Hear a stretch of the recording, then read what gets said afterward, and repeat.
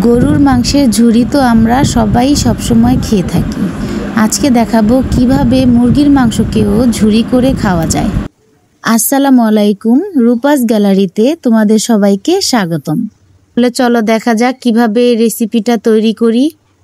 প্রথমে আমি চিকেনগুলোকে একটু মশলা দিয়ে সিদ্ধ করে নিয়েছি। সিদ্ধ করা মাংসটাকে কাঁটা চামচের মাধ্যমে ঝুরো করে নিলাম। একটি প্যানে তেল গরম করে আগে পেঁয়াজগুলোকে ভেজে নিচ্ছি।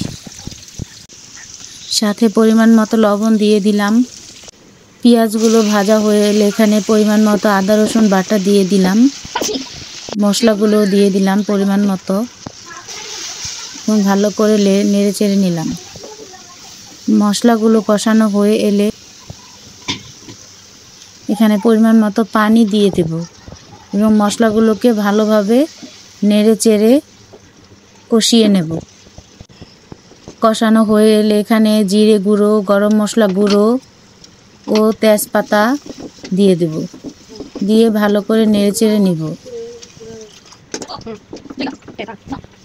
এরপরে তো আমার ঝুরো করে রাখা মাংসগুলো এখন আমি কষানো মশলার মধ্যে ছেড়ে দিব এবং ভালো করে নেড়ে চেড়ে নেব। ভালো করে নেড়ে চেড়ে কষিয়ে এর মধ্যে আমি পরিমাণ মতো পানি দিয়ে দিব। এরপর ভালো করে নেড়ে চেড়ে নেব।